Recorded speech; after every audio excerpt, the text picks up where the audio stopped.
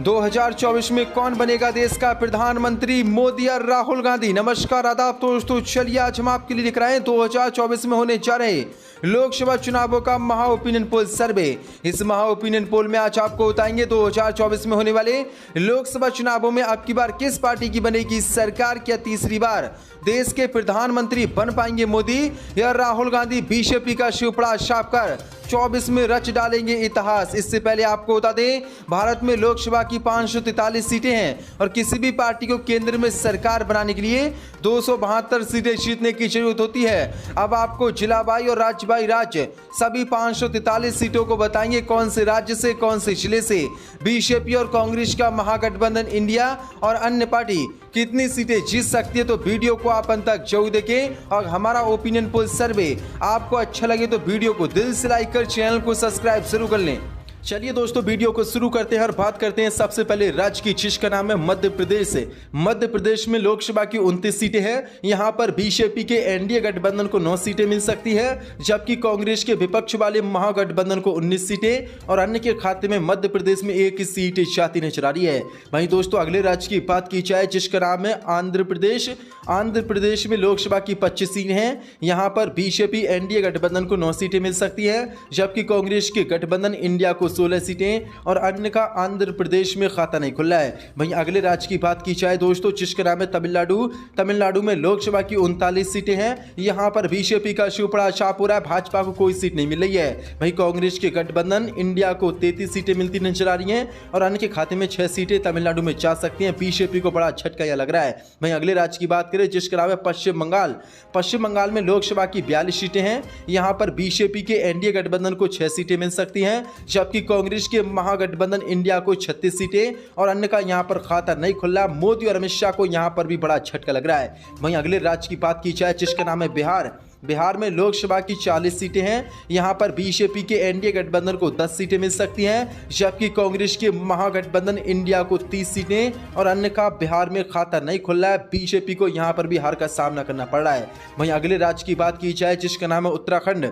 उत्तराखंड में लोकसभा की 5 सीटें हैं। यहां पर बीजेपी के एनडीए गठबंधन को 2 सीटें मिल सकती हैं, जबकि विपक्ष वाले कांग्रेस के गठबंधन इंडिया को 3 सीटें, अन्य का यहां पर खाता नहीं खुला है। वहीं दोस्तों अगले राज्य की बात करें, जिसका नाम है महाराष्ट्र। महाराष्ट्र में लोकसभा की 48 सीटें हैं। यहां पर बीजेपी के एनडीए गठबंधन को 18 सीटें मिल सकती है, जबकि कांग्रेस वाले विपक्ष के महागठबंधन इंडिया को 30 सीटें, अन्य को यहां पर कोई सीट नहीं मिल रही है। 0 सीट अन्य को यहां पर मिलती नजर आ रही है।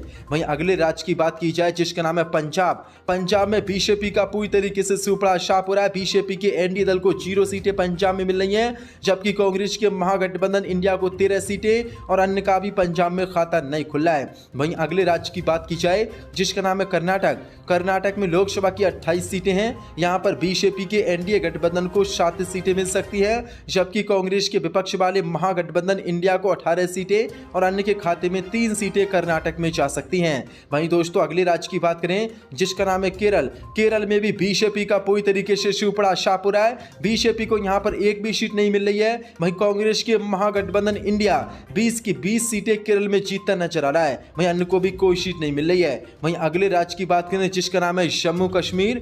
जम्मू कश्मीर में लोकसभा की 6 सीटें हैं। यहां पर बीजेपी के एनडीए गठबंधन को 2 सीटें मिल सकती हैं, जबकि कांग्रेस के महागठबंधन इंडिया को 4 सीटें मिलती नजर आ रही हैं और अन्य का भी जम्मू कश्मीर में खाता नहीं खुला है। 0 सीट मिल रही है। वहीं अगले राज्य की बात करें, जिसका नाम है असम।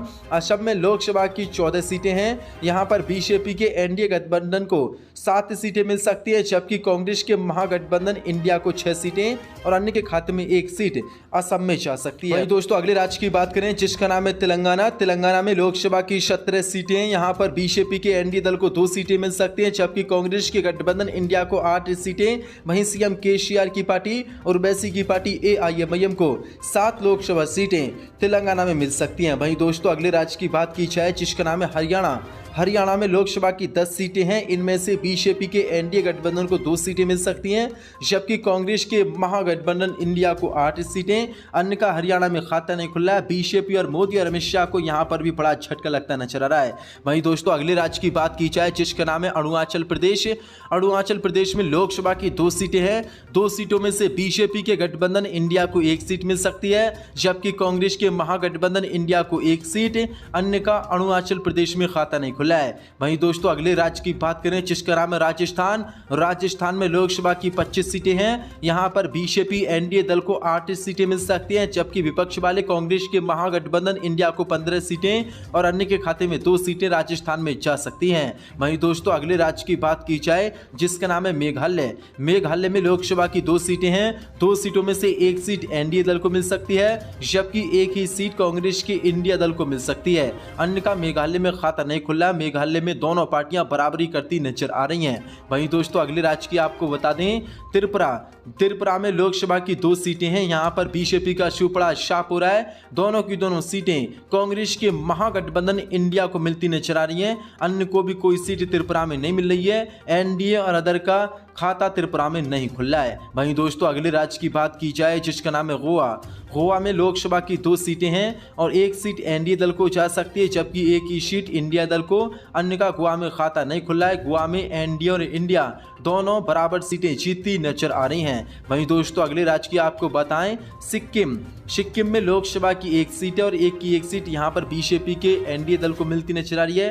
कांग्रेस के महागठबंधन इंडिया का सिक्किम में खाता नहीं खुला है। वहीं अन्य को भी कोई सीट सिक्किम में मिलती नजर नहीं आ रही। यहां पर बीजेपी बाजी मारती नजर आ रही है। वहीं दोस्तों अगले राज्य की बात की जाए जिसका नाम है नागालैंड।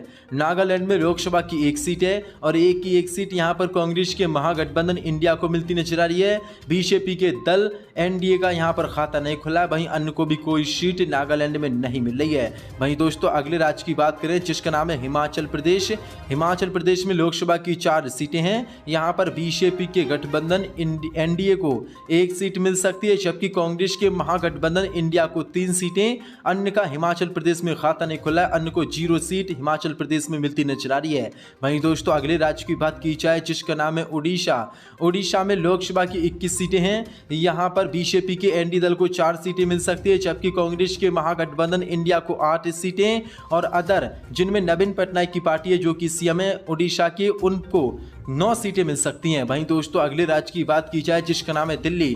दिल्ली में लोकसभा की 7 सीटें हैं। यहां पर बीजेपी के एनडीए दल को 2 सीटें मिल सकती हैं, जबकि कांग्रेस वाले विपक्ष के महागठबंधन इंडिया को 5 सीटें और अन्य का दिल्ली में खाता नहीं खुला, यानी कि दिल्ली में विपक्ष का महागठबंधन बीजेपी को झटका दे रहा है। वहीं दोस्तों अगले राज्य की बात करें जिसका नाम है मणिपुर। मणिपुर में लोकसभा की 2 सीटें और दोनों की दोनों सीटें यहां पर कांग्रेस को मिलती नजर आ रही है। बीजेपी और अदर का यहां पर शिवपड़ा साफ हो रहा है, क्योंकि मणिपुर में हिंसा जारी और मोदी बयान तक नहीं दे रहे हैं। इसी का खामियाजा भाजपा को यहां उठाना पड़ रहा है। वहीं दोस्तों अगले राज्य की बात की जाए जिसका नाम है झारखंड।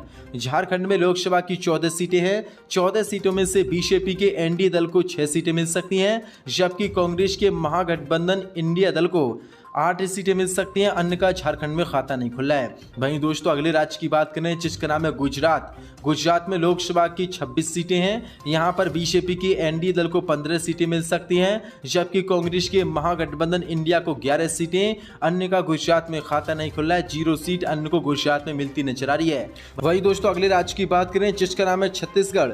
छत्तीसगढ़ में लोकसभा की 11 सीटें हैं। यहां पर बीजेपी के एनडीए दल को 2 सीटें मिल सकती हैं, जबकि कांग्रेस के महागठबंधन इंडिया को 9 सीटें। अन्य का छत्तीसगढ़ में खाता नहीं खुला है। अन्य को 0 सीट छत्तीसगढ़ में मिल रही है। वहीं दोस्तों अगले राज्य की बात की जाए जिसका नाम है उत्तर प्रदेश। उत्तर प्रदेश में लोकसभा की 80 सीटें हैं। यहां पर बीजेपी के एनडीए दल को 40 सीटें मिल सकती हैं, जबकि कांग्रेस के महागठबंधन इंडिया को 35 और अन्य के खाते में 5 सीटें उत्तर प्रदेश में जा सकती हैं। तो दोस्तों ये था 2024 में होने जा रहे लोकसभा चुनावों का महासर्वे ओपिनियन पोल। इस ओपिनियन पोल के जो नतीजे सामने निकल कर आए हैं वो आपको बता दें। 2024 के लोकसभा चुनावों में बीजेपी के एनडीए दल को 156 सीटें मिल सकती है, जबकि कांग्रेस वाले विपक्ष के महागठबंधन इंडिया को 346 और अन्य के खाते में 41 सीटें जा सकती है। यानी कि पूरी तरीके से बीजेपी का 2024 के लोकसभा चुनावों में शिवपड़ा साफ एक तरफ से होने जा रहा है और इंडिया गठबंधन जो कि कांग्रेस का है उसको 346 सीटें 2024 के लोकसभा चुनाव में मिलने जा रही हैं। वहीं अन्य के खाते में 41 सीटें जा सकती हैं। अगर इस ओपिनियन पोल की माने तो कांग्रेस का महागठबंधन इंडिया अपनी सरकार 2024 के लोकसभा चुनावों में 346 सीटें जीतकर बनाने जा रहा है। वहीं प्रधानमंत्री मोदी का अब की बार 2024 के लोकसभा चुनाव में सुपड़ा साफ हो सकता है। इस ओपिनियन पोल के मुताबिक बीजेपी के एनडीए दल को 156 सीटें मिल सकती हैं, जबकि कांग्रेस के विपक्ष वाले महागठबंधन इंडिया को 346, वहीं अन्य के खाते में 41 सीटें जा सकती हैं। आपको बता दें किसी भी पार्टी को केंद्र में सरकार बनाने के लिए 272 सीटें जीतने की जरूरत होती है, लेकिन कांग्रेस का गठबंधन इंडिया यहां पर 346 सीटें जीतकर पूर्ण बहुमत से एक तरफ अपनी सरकार इस ओपिनियन पोल के मुताबिक 2024 में बनाने जा रहा है। तो आपकी क्या राय है इस ओपिनियन पोल पर? कमेंट में अपनी राय जरूर दें। तो आज के लिए बस इतना ही। जय हिंद।